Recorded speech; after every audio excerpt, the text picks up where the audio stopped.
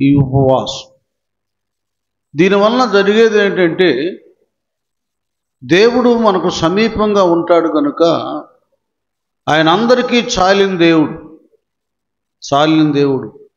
కేవలం మన అవసరాలు ఏమిటో, ఆర్థిక ఇబ్బందులు ఏమిటో, సమస్యలు ఏమిటో ఎరగడం మాత్రమే కాకుండా దానికంటే ప్రాముఖ్యమైనవి భక్తుల జీవితానికి కదా అవసరమైనటువంటి ఆధ్యాత్మిక పరమైనటువంటి బలాన్ని గురించి దేవుడు దృష్టించుతాడు. ఆత్మీయతలో బలహీనమైనటువంటి వారిని ఉపవాస ప్రార్థన ద్వారా బలపరుస్తారు. అలాగే ఆత్మీయ జీవితానికి అడ్డులు అభ్యంతరాలను కలిగించే శరీర కార్యాలను, శరీర సంబంధమైనటువంటి తలంపులను ఆయన తొలగిస్తాడు. ఈ ప్రాముఖ్యమైన ఉపవాస ప్రార్థనలు చేయకుండా మన శరీరం మనల్ని బలహీనపరుస్తూ ఉంటుంది. ముఖ్యంగా మనకు భయాన్ని పుట్టిస్తుంది.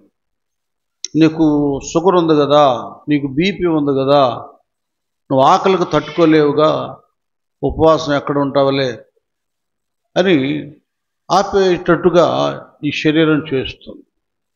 ఇది ఒక భయం కదా.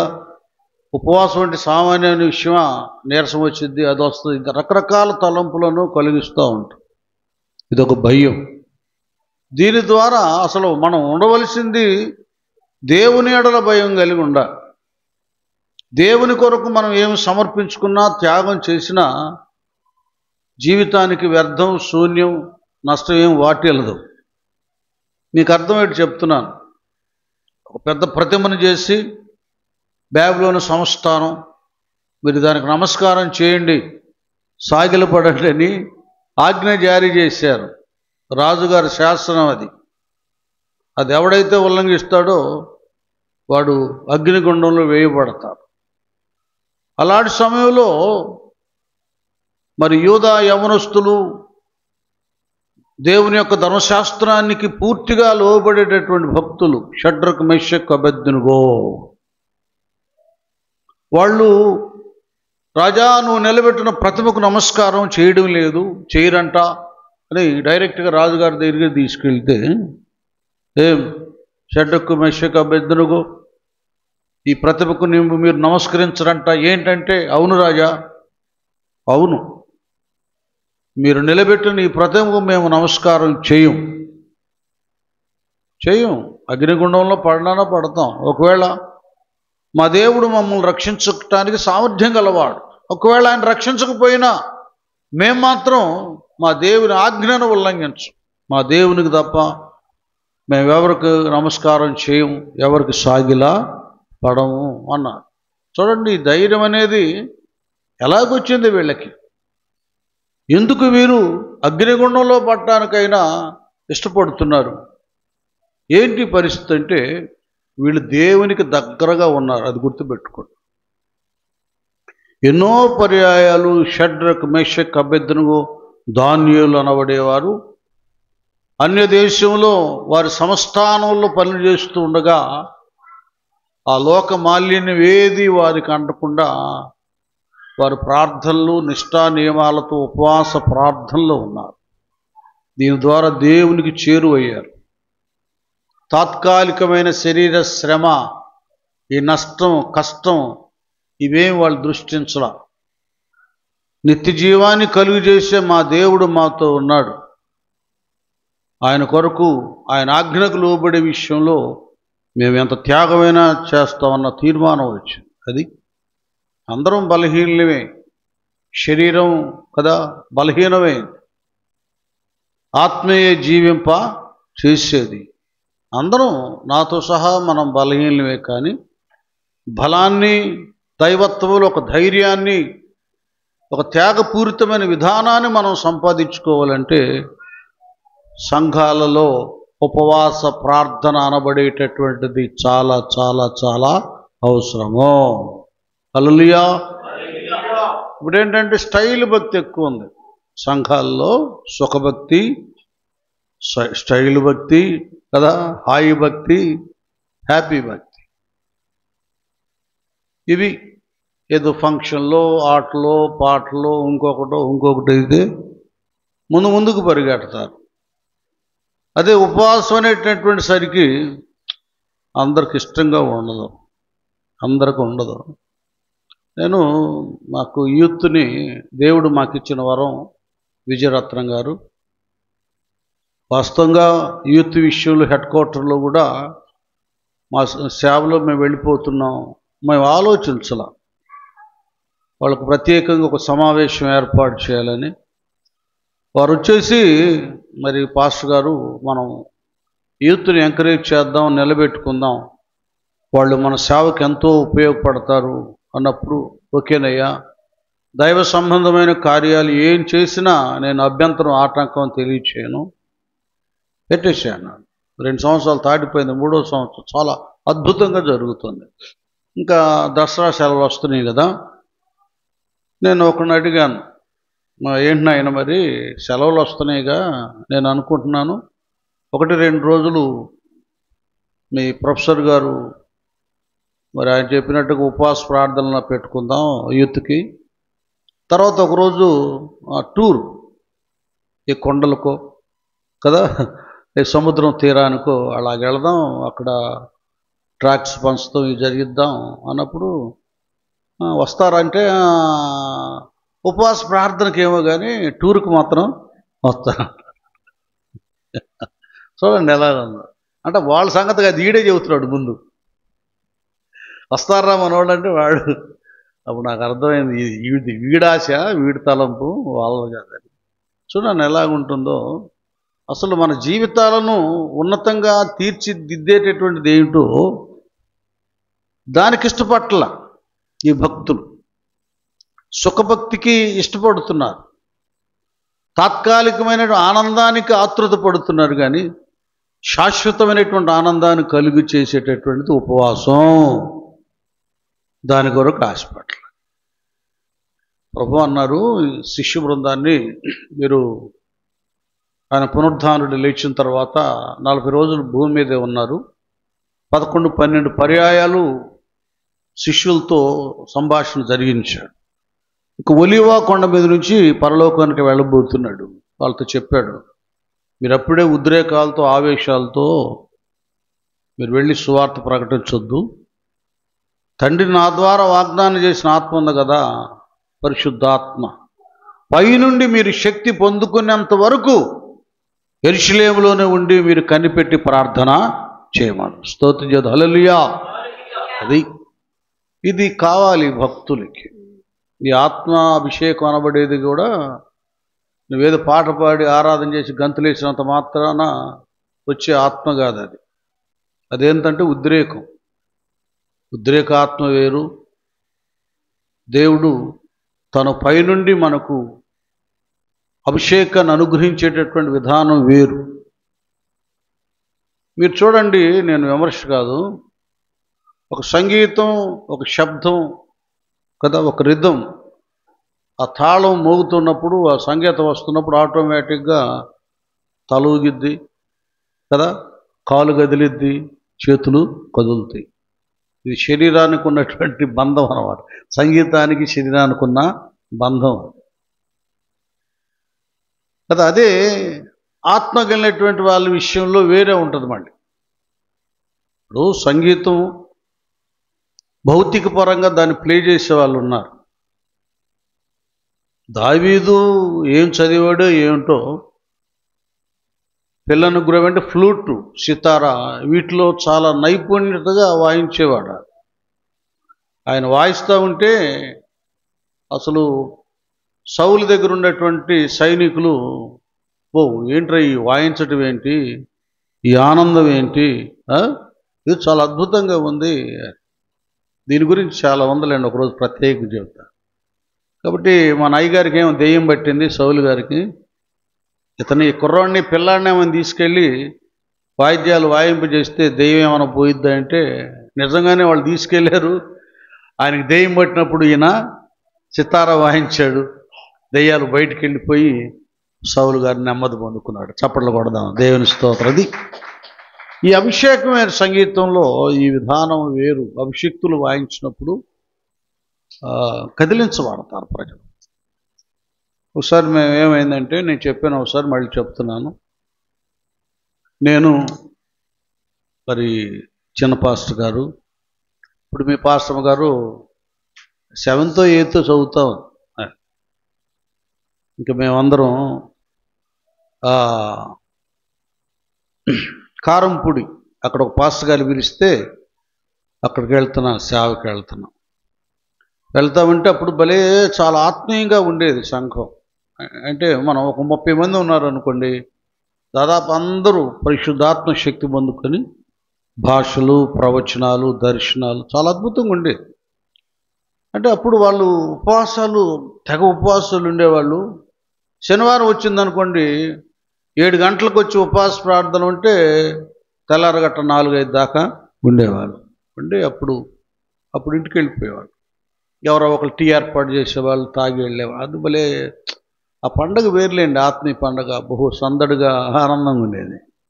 ఇప్పుడు రావటం ఆలస్యంగా వస్తారు, ఎప్పుడు వెళ్ళిపోదామని ఆలోచిస్తారు. చూపంతా వెనక్కుంటుంది, ఇట చూస్తారు. వాక్యం చెప్పే పాస్టర్ గారు ఎప్పుడు ముగిస్తారని చూస్తారు. లేదండి, దేవుడి దగ్గర ఏదో పొందాలి, సాధించాలి, ముందుకు వెళ్ళాలి అనేటటువంటి బాధ్యత, ఇష్టత విశ్వాసుల్లో కొదువైపోయింది. ఇక వెళ్తున్నాం, ఎర్ర బస్సులో వెళ్తున్నాం. ఇంకా పాస్టర్ గారు కంజరి తీసుకున్నాడు, చిన్న పాస్టర్ గారు కొడతా ఉన్నాడు, వీళ్ళు పాటలు పాడుతూ ఉంటే కండక్టర్ టికెట్ ఇస్తున్నాడు, టపామండి పడిపోయాడు. ఏది పడిపోయాడంటే దెయ్యం పట్టింది. అతనిలో ఉన్న దెయ్యం బయటికి వచ్చేసి ఇంకా ఆపేరే, బాబు దండం పెడితే ఆపేయండి అన్న. కండక్టర్ కాబట్టి సరిపోయింది. డ్రైవర్ అయితే ఏంటి మన పరిస్థితి అని పాస్టర్ గారు ఆపేశాడు. అట్లా అంత పవర్ఫుల్గా ఉండేవాడు. ఆ లెక్కలు వేరు. మరి సలోమి గారు కానీ చిన్న పాస్టర్ గారు వస్తుంటేనే దెయ్యాలు పడిపోయి ఒడుకొచ్చేది. ఎందుకు వచ్చారో మా దగ్గరికి అని పారిపోయి. అంత పవర్ఫుల్గా ఉండేది సంఘం. ఎందుకంటే వాళ్ళు ఎక్కువ ఉపవాసాలు తినేవాళ్ళు కాదు. పాస్టర్ గారు అయితే ఎటో వెళ్ళిపోయి ఇక మేము ఫోన్లు చేయలా తెచ్చేవాళ్ళం. ఎక్కడ ఉందో ఏముంటామో ఇప్పుడు తర్వాత వచ్చేవాడు. ఎక్కడికి వెళ్ళాలంటే పలానా కొండకి వెళ్ళాను, పలానా స్థలానికి వెళ్ళి ప్రార్థన చేసుకుంటాం. ఏది ఎక్కడుందండి అంటే త్యాగం, సమర్పణ లేదు కదా. ఇలాగుంటుంది. ఉపవాస ప్రార్థన వలన ఉపయోగాలే కానీ నష్టం కాదు. ఇక వీళ్ళు ప్రభు చెప్పినట్లుగా వెళ్ళిపోయి వాళ్ళు బస చేసేటటువంటి మేడగది ఒకటి ఉంది. ఆ గదిలో మాట్లాడుకున్నారు, అక్కడికి వెళ్దాము అందరం. అప్పుడు పేతురు, యాకోబు, యోహాను గారితో సహా మొత్తం 120 మంది ఆ మేడగదిలో సమావేశమయ్యారు. 40వ దినం నుండి 50వ దినం వరకు 10 దినాలు. 50వ దినం పెంతెకొస్తు పండుగ. ఆ రోజు వరకు వీళ్ళు ఉపవాసం ఉండి ప్రార్థన చేశారు. గట్టిగా చప్పట్లు ఇప్పుడు దేవుని స్తోత్రం. ఉపవాసం ఉండి 10 దినాలు ప్రార్థన చేశారు. ఈవేళ అలాగూ పాస్టర్ గారికి దేవుడు ప్రేరేపించాడు కదా, 10 దినాలు ఉపవాస ప్రార్థనలు ఏర్పాటు చేయాలని. వారు కూడా ఆ దినాన మేడగదిలో 10 దినాలు ఉపవాసం ఉండి ప్రార్థన చేశారు. అలాగూ వారు ప్రార్థన చేసినప్పుడు 10వ దినం, అక్కడ 50వ దినం పైనుండి పరిశుద్ధాత్మ శక్తిని పొందుకొని, అభిషేకాన్ని పొందుకొని అన్ని భాషలో మాట్లాడటం మొదలుపెట్టారు. హల్లెలూయా. శక్తి చేత కాదనెను, బలముతో ఇది కాదనెను, శక్తి చేత కాదనెను, బలముతో ఇది కాదనెను, నా ఆత్మ ద్వారా ఇది చేతునని యెహోవా సెలవిచ్చెను, నా ఆత్మ ద్వారా ఇది చేతునని యెహోవా సెలవిచ్చెను. ఇశ్రాయేలు విను, నీ భాగ్యమెంత గొప్పది. ఓ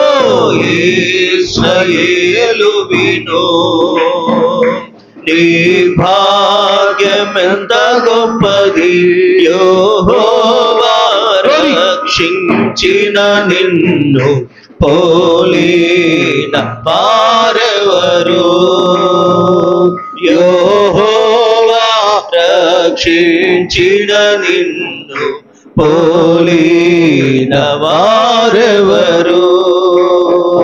శక్తి చేత కాదు నేను, బలముతో ఇది కాదనెను. శక్తి చేత కాదనెను, బలముతో ఇది కాదనెను. నా ఆత్మ ద్వారా దీని చేతునని యెహోవా సెలవిచ్చెను. నా ఆత్మ ద్వారా దీని చేతునని యెహోవా సెలవిచ్చెను. హల్లెలూయా. కానీ వాళ్ళందరూ పరిశుద్ధాత్మ శక్తిని పొందుకున్నారు.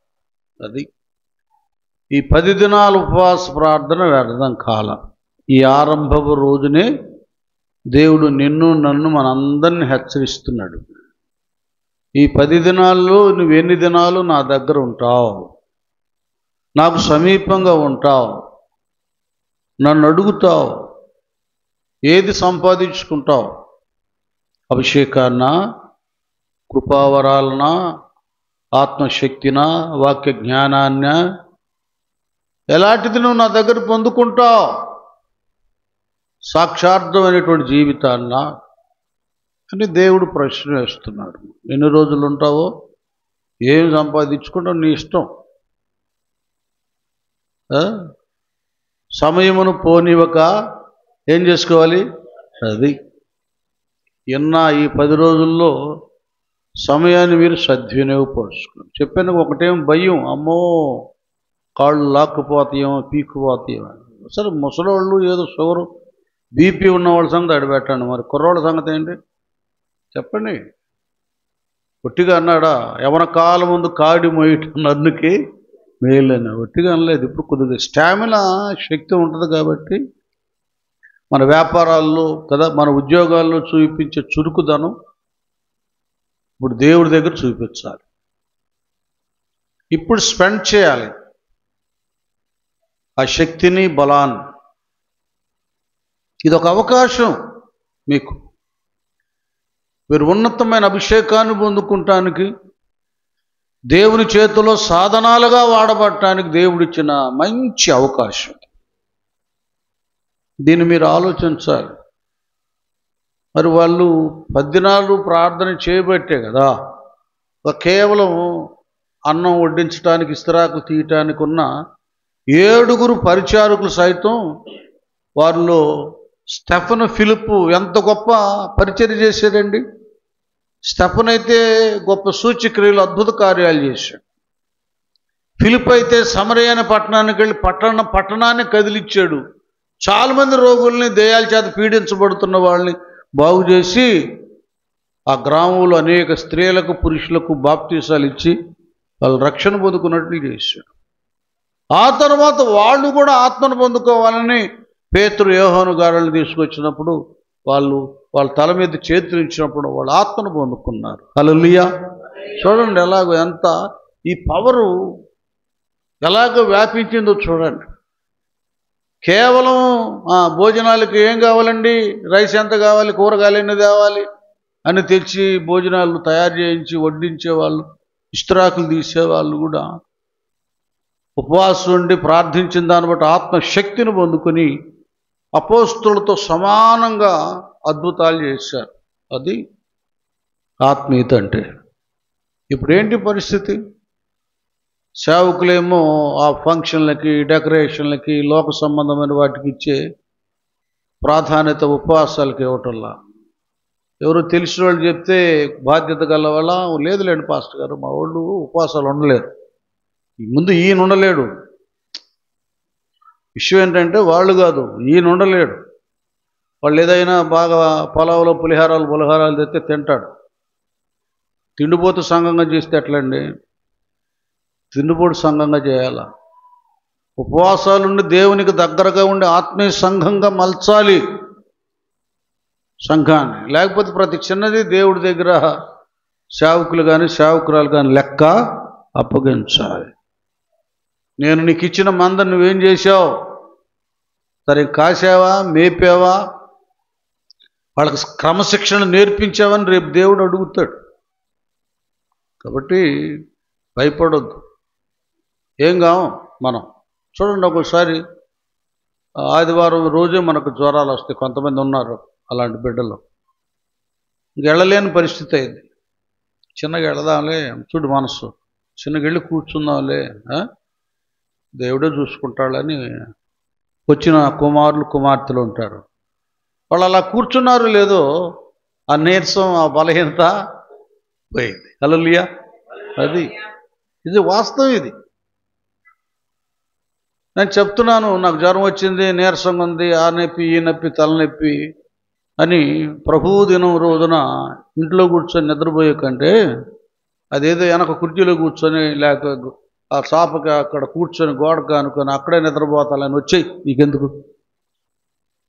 బాగాలేదుగా వచ్చేసేయి. అస్సలు నీకంటే ముందు వచ్చిన వాళ్ళందరికంటే నువ్వు చురుగ్గా దేవుడు వాక్యాన్ని వింటారు. ఇది కొంతమంది దేవుని సన్నిధి విలువ తెలియటంలా. ఆ విలువ తెలిసిన దావీదు, నీ సన్నిధిలో సంపూర్ణమైన సంతోషము కలదు. కావాలి, వచ్చి కూర్చోవాలి. ఒకటి భయం, రెండు నిర్లక్ష్యం. అంటే దీన్నే బద్ధకం అంటారు. ఏముందలే, అదేదో చెప్పుకుంటూ ఉంటారులే, ఉపవాస ప్రార్థనలు అంటారు, కూటాలు అంటారు, ఏదో అంటూ ఉంటారు. చూడండి ఎంత లెక్కలేని తనము దేవుని సన్నిధిలో. అదే మన ఉద్యోగాల్లో వాటిలో వీటిలో మన పై అధికారులు ఒకటి జారీ చేసినప్పుడు ఏమండి దాన్ని తృణీకరిస్తామా? వాటిని నిర్లక్ష్యంగా ఉంటామా? లెక్క చేయకుండా ఉంటామా? అమ్మ బాబోయ్, నా ఉద్యోగం ఊడిపోదరా బాబు, నా జీవనోపాధి పోదని పరిగెత్తుకుంటూ వస్తాం. అసలు నీకు సమస్తం అనుగ్రహించిన దేవుడు, నీ పై అధికారిని సృష్టించిన దేవుడు, నీకు అన్నీ అనుగ్రహించినటువంటి దేవునికి ఎందుకు నువ్వు భయపట్లా? అది ఆలోచించు ఒకసారి. అంటే ఆయన ఏం అండానా? లేకపోతే నేను గెంటు వేయడానా ఏంటి? లేకపోతే సేవకులు సేవకురాల్లో ఎందుకు నువ్వు ఉపవాస ప్రార్థన రాలా, గెటౌట్ అంటారేంది? వాళ్ళు కాళ్ళ హేళన పడి నలుగురిని సమకూర్చుకుంటాను చూస్తారు వాళ్ళు. అది నీ అంతరంగానికి నీవే మనస్సాక్షి కలిగి ఉండాలి కదా. దేవుని కార్యాలు, యెహోవా కార్యాన్ని ఏం చేయకూడదు? నిర్లక్ష్యం చేయకూడదు. నష్టాన్ని కొని తెచ్చుకుంటాం. అలాగూ చాలామంది నిర్లక్ష్యం చేసి తమ జీవితాల్లో కూడా వచ్చే ఆశీర్వాదాలను త్రోసివేసుకున్నారు. ఇది కావాలి, లక్ష్య పెట్టాలి, నిర్లక్ష్యంగా ఉండకూడదు. ఇది దైవుని కార్యం. దేవుని సముఖంలో దైవ సన్నిధిలో ప్రకటన చేయబడినటువంటి ఉపవాస ప్రతిష్ట దినాలు అని దీన్ని మనం దృష్టి పెట్టాలి. ఇట్లాగే ఆ రోజుల్లో కూడా యోవేలు గ్రంథాన్ని తీయండి చెప్తా. యోవేలు ఆ గ్రంథం ప్రవచన గ్రంథంలో ఆ దినాల్లో ఏమైపోయిందంటే ఇశ్రాయేల్ ప్రజలకి అన్యులతో వాళ్ళతో వీళ్ళతో స్నేహం చేస్తూ భక్తిని, ప్రార్థన విధానాన్ని, ఉపవాసాలను దూరం చేసుకొని నిర్లక్ష్యంగా ఉన్నారు. చిన్నగా సమాజంలో దుష్టుడు ప్రవేశించాడు అన్ని జనాంగం. వచ్చిన తర్వాత ఏమేమి జరిగింది అంటే మామూలు కాదు నాన్న. ఇది ఇట్లా అన్నాడు. అలా 3వ వచనం చదువుదాం. 3వ వచనం 1:3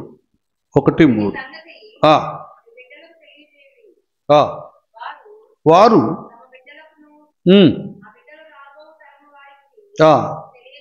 అది జరిగినటువంటి నష్టాన్ని చెప్తున్నాడు ప్రవక్త. మీ బిడ్డలకు తెలియచేయమంటున్నాడు. ఏంటంటే ఇది గొంగళ పురుగులు విడిచిన దానిని కాదు. అది సమాజాన్ని ఏం చేసినాయంటే ముందేమో గొంగళ పురుగులు, తర్వాత మిడతని దాన్ని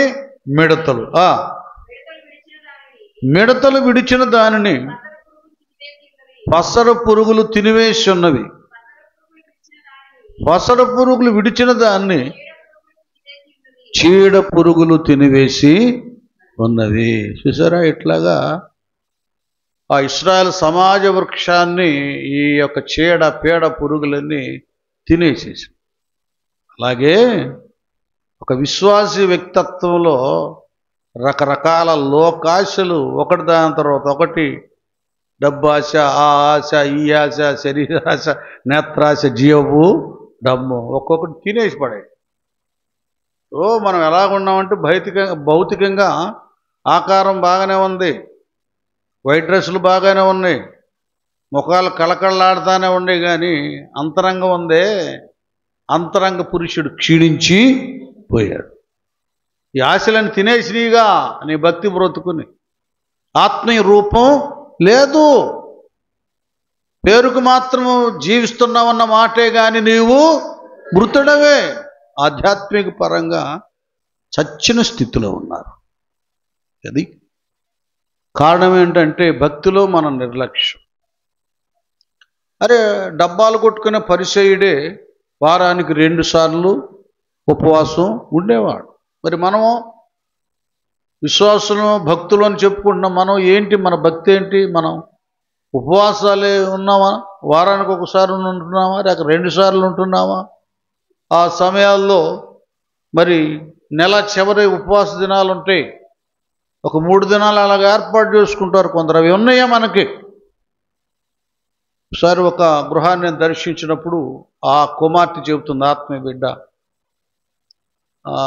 ఏదో సందర్భం వచ్చి ఈ తినడం వాటి గురించి మాట్లాడినప్పుడు, లేదు నాన్న నేను 3 రోజులు ఉపవాసం అన్నా. అదేంటా? నేను వ్యక్తిగతంగా ఉంటాను, ఎందుకంటే ఒకరోజేమో సేవకురాళ్ళందరి కొరకు ప్రార్థన చేస్తాను, ఒకరోజేమో విశ్వాసుల కొరకు ప్రార్థన చేస్తా, ఒకరోజేమో నా కుటుంబం కొరకు ప్రార్థన చేస్తాను. నాకు అస్సలు మైండ్ తిరిగిపోయింది. ఏంటిది? నేను చెప్తున్నానుగా, ఇప్పుడు సంఘాలు నిలబడుతున్నాయి అంటే ఆదివారం 50-60 మంది వస్తుంటే వాళ్ళందరి వల్ల కాదు నిలబడేది. మన దేశం ఉంది ఉదాహరణకి, ఈ భారతదేశం ఏమండి, ఎంత 140 కోట్లు ఉంటారా? 140 కోట్ల జనాభా. ఈ జనాభా అంతా లేక ఈ దేశమే సంరక్షించబడటానికి కారణం ఎవరో తెలుసా? సైనికులు. వాళ్ళ బోర్డర్లో ఉండి, దేశ సరిహద్దుల్లో ఉండి పాకిస్తాను, చైనా పరిసర దుష్టులు ఉన్నారుగా, శత్రు సమూహం, వాళ్ళు మన మీద అటాక్ చేయకుండా దేశ ప్రజలను వాళ్ళు కాపాడుతున్నారు. ఇక్కడ వాళ్ళ భార్య బిడ్డలను వదిలిపెట్టుకొని, తల్లిదండ్రులు వదిలిపెట్టుకొని, నా భారతదేశాన్ని నేను కాపాడుకోవాలని రేయనక పగలనక, ఎండనక వాననక, చలనక, మంచు అనక వాళ్ళు అక్కడ కాచుకొని ఉన్నారు. వీరులు వారు, యోధులు వారు, సోల్జర్స్, సైనికులు. అలాగే సంఘంలో 200 మంది, 300 మంది, 1000 మంది, 10,000 మంది ఉన్నా ఆ సంఘాలు నిలబడి అభివృద్ధి చెందటానికి కారణం ప్రార్థనా వీరులు ఉన్నారు. హల్లెలూయా! అర్థమవుతుందా? ప్రార్థన వీరులు ఉన్నారు. ఈ ప్రార్థన ఖడ్గం, ఈ ప్రార్థన అభిషేకం ద్వారా శత్రువుకు, అపవాది సంఘంలో, కుటుంబాల్లో ప్రవేశించకుండా వారు ప్రార్థన పోరాటం సల్పుతూ ఉంటారు. అది సంఘాల్లో ప్రార్థన పరులు ఉన్నారు. ఈ రోజున మనం ఆ మినిస్ట్రీ అంతైంది, ఈ మినిస్ట్రీ అంతైందని చెప్పుకుంటానికి పనికొస్తున్నాం, కానీ మన మినిస్ట్రీని మనం ఎందుకు అంత చేయకూడదు? దేనివలన అలాంటి అభివృద్ధి చెందారు? వాళ్ళకి ప్రార్థనా బృందం ఉంది, 24 అవర్స్ ప్రేయర్ చేసే గుంపు అక్కడ ఉంది, టీం ఉంది. వాళ్ళు నిత్యం చేతులెత్తి సంఘం కొరకు, సంఘాల కొరకు ఎంతమంది ఉన్నారు వారందరి కొరకు విజ్ఞాపన చేస్తారు. ఏది మనకున్నారా? ఆ స్థితి నీకుందా? ముందు మనకుందా? మనం వ్యక్తిగతంగా పరిశీలన చేసుకోవాలి. ఎవరు రావట్లేదమ్మా, అసలు రాకపోవడానికి నేను కారణం అనుకోవట్లా, నేను సరిగ్గా ప్రార్థన చేయడం లేదు, నా సంఘం కొరకు నేను ఉపవాసం ఉండటం లేదు, నేను ఏకీభవించడం లేదు, కన్నీరు విడవడం లేదు అనేటటువంటిది ప్రశ్న, దాని సమాధానం మనలో నుండి రావాలి. సంఘం అనేది చందాలు ఇస్తేనో భోజనాలు పెడితేనో అభివృద్ధి చెందేది కాదు. భారము బాధ్యతతో ప్రార్థన యోధులు కావాలి. ప్రార్థన యోధులు సంఘంలో ఉంటేనే శత్రువు పారిపోయి అంతకంతకు అభివృద్ధి చెందుతుంది. లేకపోతే ఇక్కడ క్లాస్ ఇస్తున్నాడు, ఇదే వచ్చిన వాళ్ళు చదువుతూ ఉండండి అమ్మ. చదువుతూ ఉంటే మేలుకొని కన్నీరు విడువుడి. చూసారా, ప్రవక్త వారిని ఇస్తున్నాడు. ప్రవక్త ద్వారా దేవుడు ఇంత నాశనం అయిపోతుంటే మీకు బుద్ధి లేదా? మీకు బుద్ధి లేదా? మీకు చింత లేదా? ఇప్పుడు ఏం చేయాలి మీరు? మొత్తులారా మేలుకొని కన్నీరు విడుచుచు కన్నీరు విడువుడి. అది చక్కటి పాట రాశారు వైఫీర్ గారు. దేవుని తోట మిడతల పాలై పాడైపోయేను, బీడుగా మారెను మత్తులా. ఉని తోట మిడతల పాలై పాడైపోయేను, బీడుగా మారెను మత్తులారా మేల్కొనండి, ఉజ్జీవముకై మొరలిడరండి. మత్తులారా మేల్కొనండి, ఉజ్జీవముకై మొరలిడరండి. పిలువనంపుడి ప్రార్థన వీరుల, పిలువనంపుడి ప్రార్థన వీరుల, బలిపీఠము గడ రోదించండి రోదించండి. మరలిరండి దైవ జనమా, ప్రభుని పిలుపిదే తరలిరండి. మరలిరండి దైవ జనమా, కూలిపోయిన మన బ్రతుకుల, కూలిపోయిన మన బ్రతుకుల బలిపీఠములను కట్టగరండి కట్టగరండి. మరలిరండి దైవ జనమా. బహుకాలముగా ఆకాశములు వర్షము నీయక మూయబడెను. బహుకాలముగా ఆకాశములు వర్షము నీయక మూయబడెను. ఎంత నలిగిన దైవ జనమున ప్రార్థన దాము పుట్టకపోయెను. ఎంత నలిగిన దైవ జనమున ప్రార్థన దాహము పుట్టకపోయెను. సంఘమున మన జీవితములలో, సంఘమున మన జీవితములలో బలిపీఠములే కూలిపోయెను కూలిపోయెను. మరలిరండి దైవ జనమా, ప్రభుని పిలుపిదే తరలిరండి. మరలిరండి దైవ జనమా, కూలిపోయిన మన బ్రతుకుల, కూలిపోయిన మన బ్రతుకుల బలిపీఠములను కట్టగరండి కట్టగరండి. మరలిరండి దైవ జనమా. హల్లెలూయా. చాలా దేవుడు చాలా కోపం వచ్చేసింది. అరే ఒకవైపు అన్ని పతనం అయిపోతూ ఉంటే అసలు నాకేం జరగలేదు అన్నట్టున్నారు కదా. కొన్ని పుళ్ళు ఉంటాయి, నొప్పి తీపి ఏం ఉండవు, పోటు ఉండవు.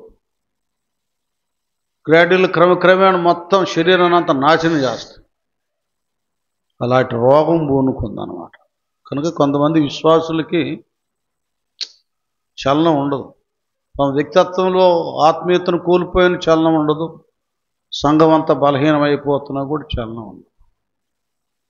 ఒత్తులైపోయారు, ఏదేదో చేస్తున్నారు, కానీ వీళ్ళకి ఏం లేదంట ప్రార్థన దాహము కాలం. ఇది వర్షం, ఏది ఆత్మవర్షం కురిస్తేనే కదా సంఘ పంట పండేది, సంఘ పొలము పండేది అప్పుడే కదా.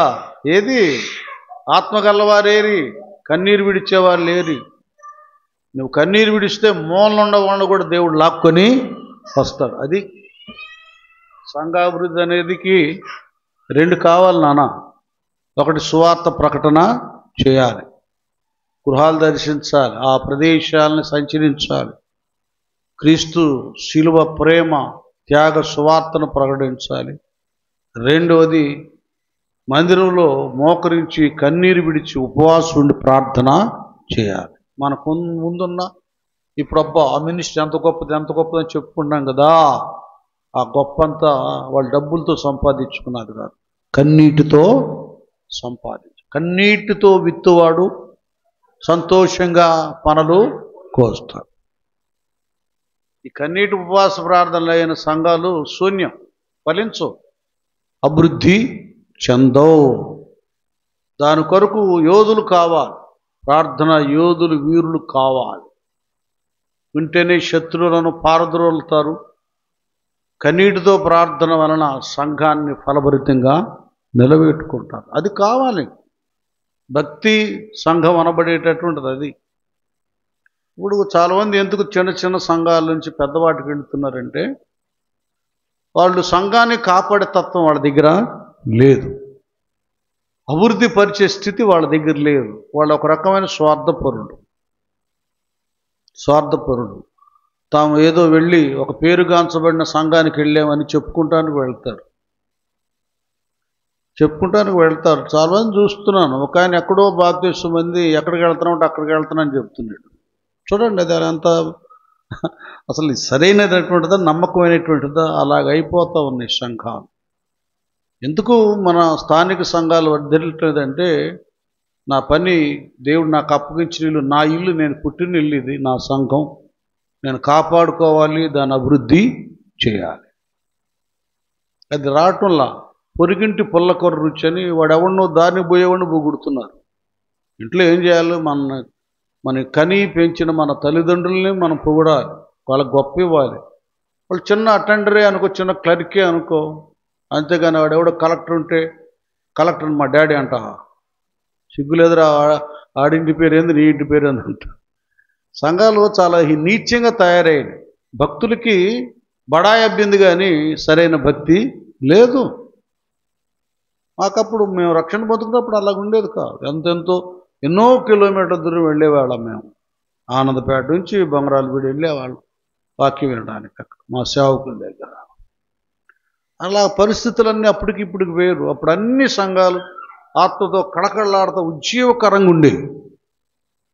ఇప్పుడు స్వార్థపరులు ఎక్కువైపోయారు. అన్నీ ఆర్చుకొని కూర్చుకొని పేరు ఎవరికొందో అక్కడికి పరిగెత్తి అసలు తండ్రి వదిలిపెట్టి వాడి పేరు చెబుతున్నారు. చాలా పాడైపోయింది సమాజం. కాబట్టి మన చిన్న సంఘమైనా 40 మంది అయినా 50 మంది అయినా ప్రార్థనా శక్తి కలిగి నమ్మకంగా ఉంటే మీరు దీని మందిని మీకు సరిపో. చుట్టుపక్కల స్థలం కూడా కొనాల్సి వస్తుంది. ఆ రోషం నీకు లేదా? ఇంక బ్రతుకంతా ఎంగిలి మెతుకులు తిని బ్రతకడమేనా? నీకంటూ స్వతహాగా హాట్ కేక్ లాగా ఏమి తయారు చేయలేవా? ఎవరిని సంపాదించలేవా? ఇది రావాలి. ఈ రోషం సంఘాల్లో బిడ్డల్లో రావాలి. చాలా కోపం వచ్చేసింది. ఇంకొకే ఒక మాట అంటున్నాడు నాన్న, 2:12 ఇందులోనే ఇప్పుడైనను, అది వార్నింగ్ అన్నాడు, ఇప్పుడైనను మీరు ఉపవాసం ఉండి కన్నీరు విడుచుచు దుఃఖించుచు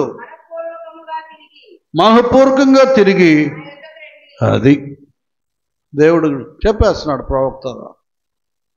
ఇప్పుడైనను కదా, ఇప్పుడైనను మీరు ఉపవాసం ఉండి కన్నీరు విడుచుచు దుఃఖించుచు మనస్ఫూర్తిగా నా యొద్దకి, నిర్లక్ష్యం భయం కాదు, మనస్ఫూర్తిగా వచ్చేసాడు. ఇప్పుడు అది మనం సంఘంలో ఆరంభించింది. 10 దినాల్లో మనస్ఫూర్తిగా వచ్చిన వాళ్ళం వచ్చేసాం. రండి, ఇక యుద్ధం మొదలు పెట్టండి.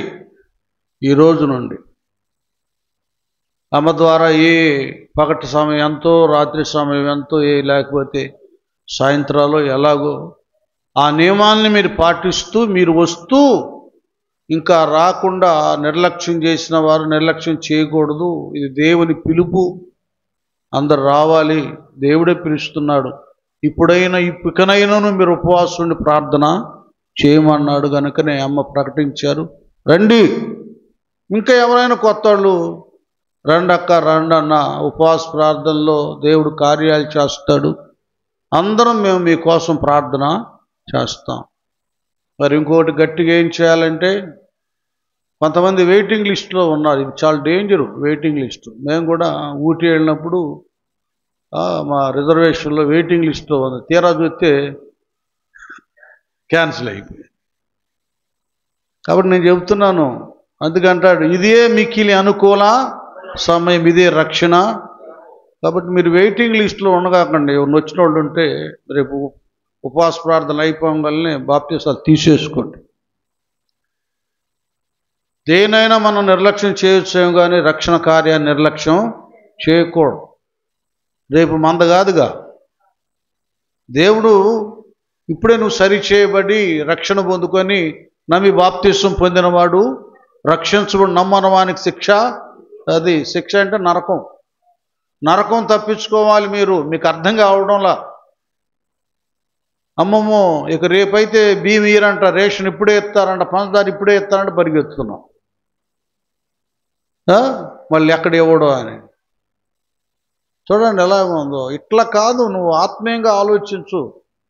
నువ్వు ఆత్మీయ స్థితి నిర్లక్ష్యం చేయకూడదు. అదే ఈవేళ జ్ఞాపకార్థ కూడా జరిగితే అది సౌభాగ్యం కాదు ఉంది కదమ్మా. అప్పుడు చిన్న మందిరం, అప్పుడు ఆమె ఆ బెల్ట్ వేయటానికి ఆ రోజుల్లో ఆమె 15,000 రూపాయలు. వాళ్ళ కాళ్ళు వచ్చారు. 2 కుమార్తెలు అయితే వాళ్ళకు కూడా పెళ్ళిళ్ళని. ఏమో బాప్తిసం తీసుకున్నారా అన్న. అనుకుంటున్నాను, కానీ పెద్ద అల్లుడు పర్లేదు, కానీ చిన్న అల్లుడికను దేవుడికి ఏంటమ్మా సంబంధం? అల్లుడికి దేవుడికి ఏంటి సంబంధం? అల్లుడు గారు ఏమన్నా పరలోక బస్సు ఎక్కిస్తాడా? చెప్దాం, మనం చెప్పుకుందాం. ఏమండి, ఆయన తీసుకెళ్తాడా?